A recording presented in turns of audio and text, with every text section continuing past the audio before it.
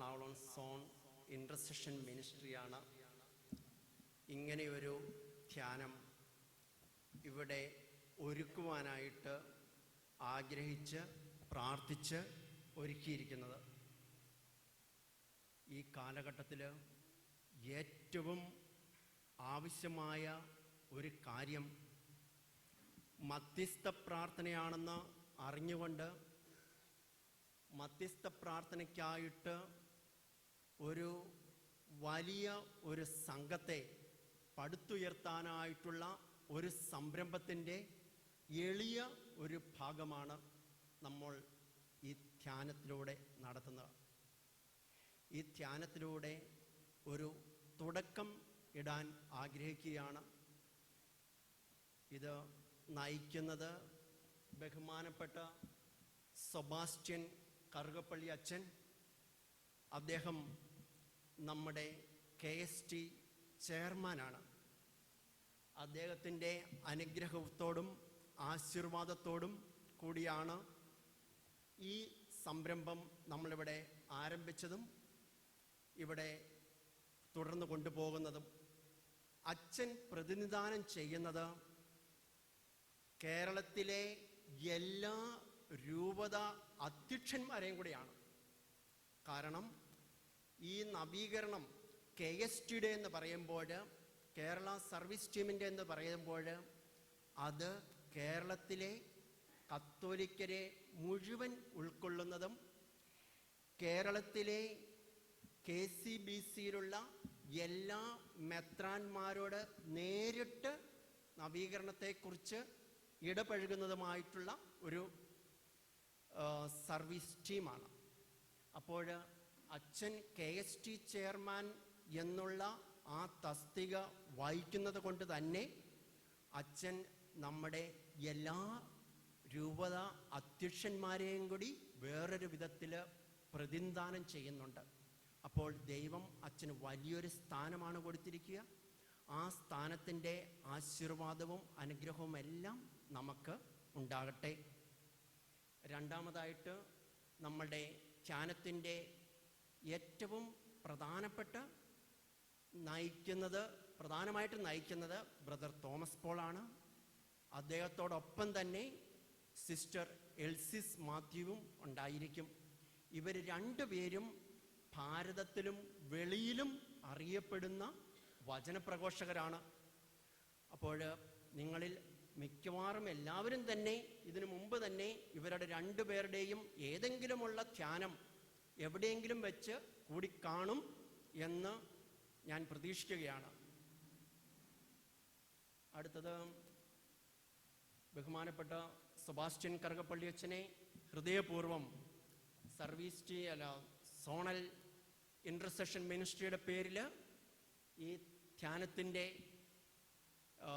മുഖ്യ വ്യക്തിയും എന്നുള്ള രീതിയിൽ അച്ഛനെ ഹൃദയപൂർവ്വം സ്വാഗതം ചെയ്യുന്നു. ബ്രദർ തോമസ് പോളിനെ ഹൃദയപൂർവ്വം കർത്താവിൻ്റെ നാമത്തിൽ സ്വാഗതം ചെയ്യുന്നു. അതുപോലെ തന്നെ ബഹുമാനപ്പെട്ട സിസ്റ്റർ എൽസിസ് മാത്യുവിനെയും ഈ ധ്യാനത്തിലേക്ക് സ്വാഗതം ചെയ്യുകയാണ്. വീണ്ടും നിങ്ങൾ കേരളത്തിൻ്റെ പല ഭാഗത്തുനിന്ന് വന്നിരിക്കുന്നവരാണ്. വളരെ പ്രാർത്ഥിച്ച് എടുത്തൊരു തീരുമാനമാണ് നമുക്ക് ഈ ചാപ്പലിൽ തന്നെ ഈ ധ്യാനം നടത്താമെന്നുള്ളത്. നമുക്ക് മുകളിൽ വേറെ ഹോളുണ്ട്, പക്ഷേ പൂർണ്ണ സമയവും കർത്താവിനോട് കൂടിയായിരുന്നുകൊണ്ട് ദിവ്യബലി അർപ്പിക്കപ്പെടുന്ന ഈ വേദിയിൽ കർത്താവ് എഴുന്നള്ളിയിരിക്കുന്ന ഈ സ്ഥലത്ത് ധ്യാനം നടത്തണമെന്നുള്ളത് കർത്താവിൻ്റെ ഒരു വെളിപ്പെടുത്തലാണ്. അതുകൊണ്ടാണ് ഇവിടെ ധ്യാനം നടത്തുന്നത്. അപ്പോൾ കേരളത്തിൻ്റെ വിവിധ ഭാഗങ്ങളിൽ നിന്ന് ഈ കൊച്ചു ചാപ്പലിൽ നിങ്ങൾ ആയിരിക്കുന്ന ഓരോരുത്തരെയും ഇൻ്റർസെഷൻ മിനിസ്ട്രിയുടെ പേരിൽ ഹൃദയപൂർവ്വം സ്വാഗതം ചെയ്യുകയാണ്.